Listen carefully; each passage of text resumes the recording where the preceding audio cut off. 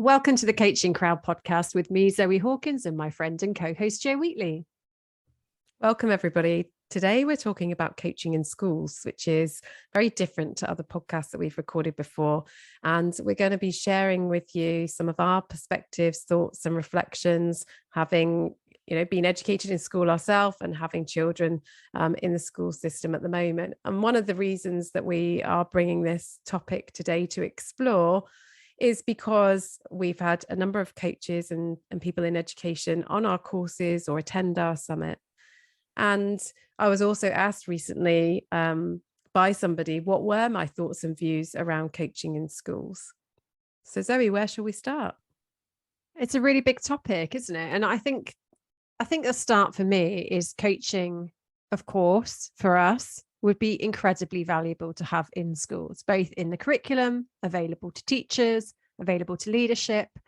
That's our starting point. Isn't that a wonderful utopia to think about? And one of the reasons why is because coaching has been so fundamental to our lives, shaping the way that we think. And we often talk about, Jo, don't we? Gosh, if only we'd known this all those years before, how different life could have been. And not in a regret way, just you look at the world through a slightly different lens. I don't know what age those things I may have wanted to discover would have been, but I think the essence of learning about how powerful your mindset is and how important your beliefs are in generating behaviors and just helping you to understand your emotions and your behaviors through a different lens, I think could help to avoid a lot of self-critique and complexities in relationships and all things like that. So it is a topic that we feel passionately about, but also recognize that there are huge challenges at the door of education when it comes to investment in all things, which obviously includes coaching. Yeah, when I think about coaching in education, I think about like my own experience. And when I was a child growing up, and I think I've got a teenager and I've also got a child still in primary at the moment. I didn't understand how my thoughts were connected to my feelings and connected to the way that I behaved. I didn't understand it. And I was confused by, my experience of that. You're in a phase of discovery, trying to make sense of the world. And after all, human beings we need meaning. We're in this continual search for meaning. And I think I would have really, really benefited by being educated about it, because it would have given me a greater sense of control. And when I think about having a teenager, my teenager wants control, they want independence. And I think so does my younger one as well. But when I think about that, it's often thought about in terms of the things that they do, wanting independence to be able to go and do things. But what about how do we support our children to have a greater level of independence, around the way that they think, how they can have more control over the way that they think? And what I mean is to move from getting stuck maybe into some disempowering cycles of thoughts and feelings and actions into a cycle that is going to be more empowering. When I think about the impact that conversations can have on others and the types of questions that we ask ourselves, or if we ask our children, and how that can help to shift mood. And and when I think about how do teachers respond when children make statements like, oh, I can't do that, it would be easy to go back and say, yes, you can, go on, yes, you can, which can be seen to be encouraging. What are the alternatives? What other ways are there that teachers and all people can learn how to respond, and also to learn more about the way that we process our experience of the world? Well, coaching is a big part of our parenting, isn't it? In the way that we work with our children. So, I've got 3 young children as well, all under the age of 12. And I think it's more of a culture in our language and in our communication, where coaching kind of just filters through every conversation. So my son the other day asked me, what is success, mummy? We were talking about sports day or something. like, what is success? And I'm like, well, that depends on the goal. And he was like, what's a goal? So we just talked it through, because he had a one-dimensional view that to win was success. And we talked about, well, not everybody's goal is to win. Like, somebody's goal is to have fun, or somebody's goal might be to run as fast as they could, or faster than they ran last time. So we had a conversation about it. And I forget these days that those are the sorts of conversations that do instill flexibility in, I hope, my children's mindsets. I'm not saying I get it all right all of the time. And I do think there's an essence of that in some really good schools with some really great teachers. But I'm also aware that the pressure that teachers are under, and that you can, yourself, when you're in a pressure cooker, there's only so much you can handle. And let's face it, classrooms can be difficult environments with children of a whole range of different behaviors. So if you have a teacher who's in a classroom with some very, very challenging behaviors that are being experienced, and you yourself are stressed and you've got mountains of work piling up, and that child might say something like, this work's boring. If you are not very well resourced, you may get triggered by that.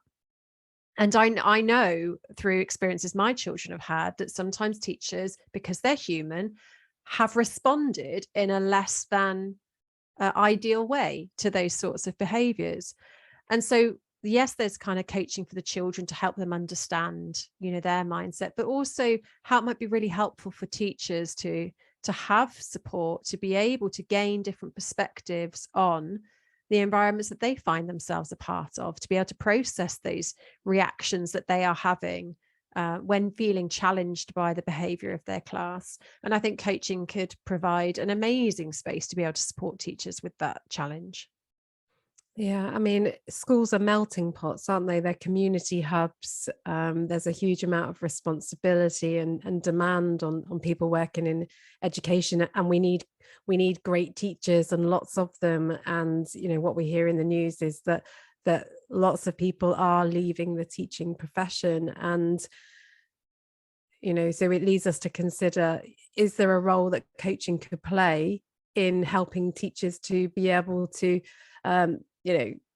thrive in those roles, rather than, I think there's a sense at the moment that people are surviving and working hard to survive in those roles, which is really challenging. And I see good stuff happening in education. My children have had access to like an emotions type kind of workshop that's facilitated, and as parents we've been invited to engage in that, which I did.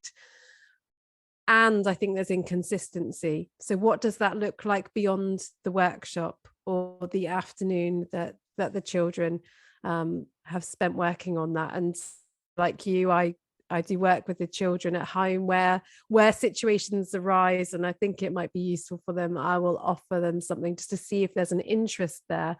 And perhaps coaching in schools requires coaches to get creative and playful, and it's a democratization of coaching, I think, in many ways is what we're talking about. Coaching started out being available for executives in, global organizations with big budgets, and we've seen huge changes in the coaching industry. But how can we make coaching more accessible for everybody? And that's one of the things that you and I are very passionate about, isn't it? Is thinking, how can we get creative and enable more people to have access to coaching tools and techniques that don't need to exist in a 6-session 1.5-hour program, but actually, that can be easily utilized in your everyday conversations. And I think a lot of it is filtering down, isn't it? So when I look at the schools that I'm familiar with, like mindfulness is often actually quite a big part of schools these days. The children are encouraged to engage in both mindful activities, actual mindfulness, yoga, all these things to help calm. There are like exercise breaks. There was it the mile a day, I think, was a challenge not long ago, wasn't it? So I think there is a growing awareness of self-care, which is an element of coaching, isn't it? And so I don't think it's that it isn't coming in, but it's at the pace at which it's able to come in. I think our education system is maybe slow to be able to pivot and to adapt. And I guess it's like all organizations, right? A school is an organization, it has a culture. And when we look at how do organizations implement coaching cultures, it's not an overnight thing. It does take time and it takes investment. And so I think where we look is at the leadership within schools, like actually how equipped are the leaders with coaching skills to be able in their everyday management of both the facilities and the people and the curriculum and the decisions that are made. What is their awareness and skill in the coaching space? Because that could infiltrate a lot of different places within the culture of their organization. Yeah, when you think about the transition that's made from teaching assistant TA into teacher, or teachers, newly qualified teachers, or making that transition to, head of a key stage or deputy head or into head, actually managing a school these days is thought of as being more like managing a business. It's quite a leap or a step away from where many teachers started out, and with their passions around that, and what support is in place to be able to support them as an individual with their own unique values, beliefs, gifts and talents, to be able to, as you say, nurture the culture in that school. And what would a coaching culture look like in a school? And I think it's about harnessing the inquisitiveness, that children have a natural inquisitiveness. And sometimes I think some children's experience of school is actually that starts to shrink, whereas coaching is about the curiosity, isn't it? Leaning into it. And it is about the emotions, but recognizing if you've got 30 children in a class, how can you create space for exploration, around a particular topic, because it's already prescribed, the curriculum. So where do you find the gaps and the opportunities within the curriculum? Would it be a distinctive part, or how would you embed key coaching principles across the curriculum, whether you're geography or history or art or so on? Yeah, and of course budget needs to be in mind, doesn't it? So it's finding ways to weave that in, that is natural. And I think one of the ways that can be really helpful is through coaching training of key people. And the ones that come to mind for me are obviously your senior leaders. But in the schools I've had some experience with, there are like learning mentors who support children who are challenged, with behaviors, and probably a lot of them may be neurodivergent or from difficult homes or having experienced some kind of trauma, but their behaviors are in contradiction perhaps with the behavior policies of the school. But if you take the lens of like, a child will do well when they can, and the behavior isn't the problem, let's look at what is beneath that.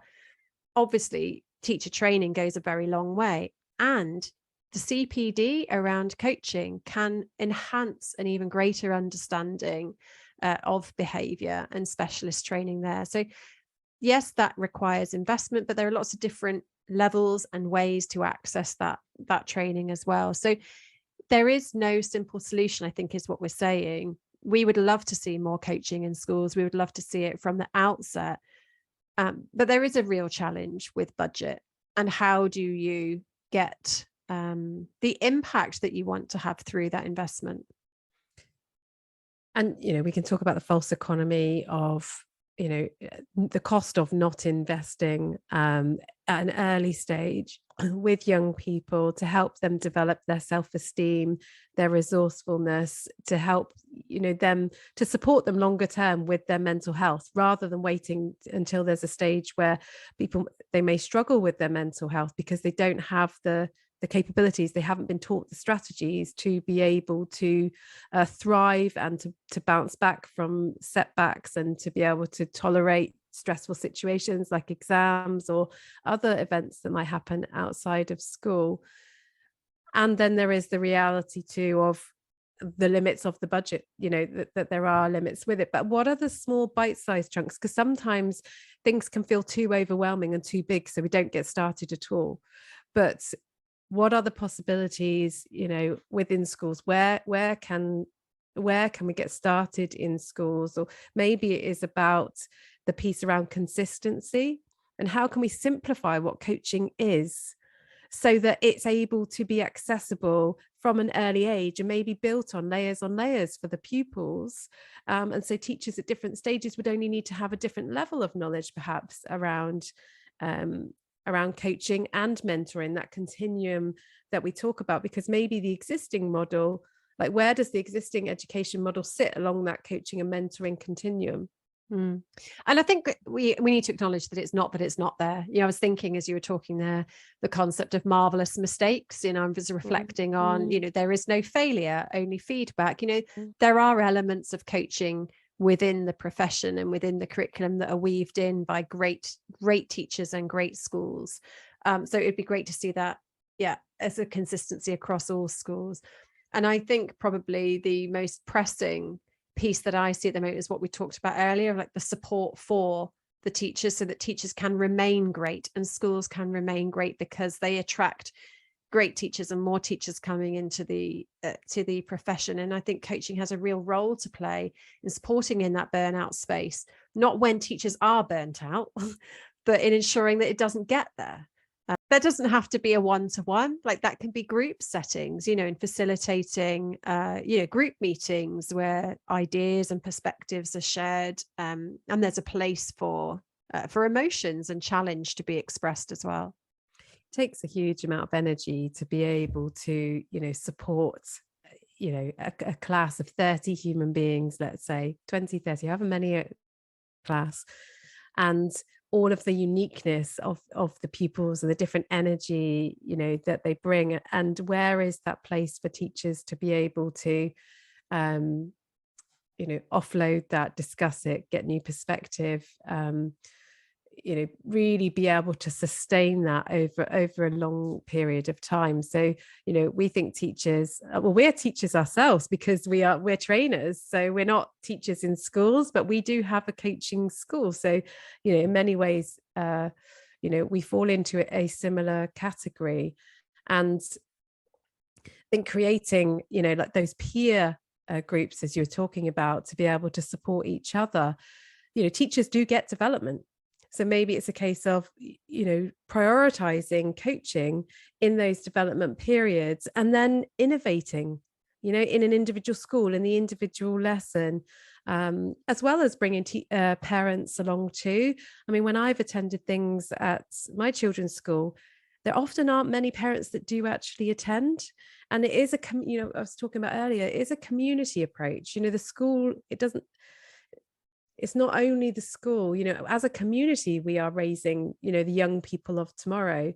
They're going to need to deal with complex problems. And so if we can help them at a young age to be able to develop their understanding of how they can look after their own mental health and well-being. And of course, it is happening to a degree already, but what more can be done?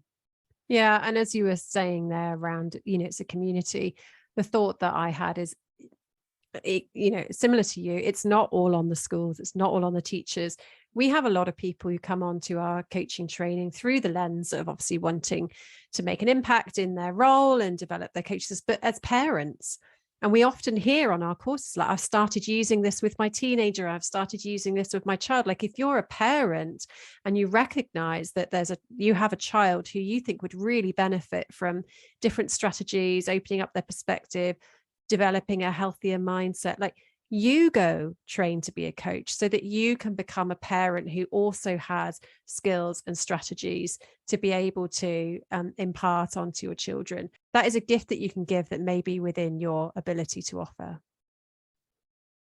If you've enjoyed our podcast today, then please do come and subscribe to the podcast. And if you have the ability to leave us a review, we would love to hear your feedback. Thanks for listening, and see you again next week.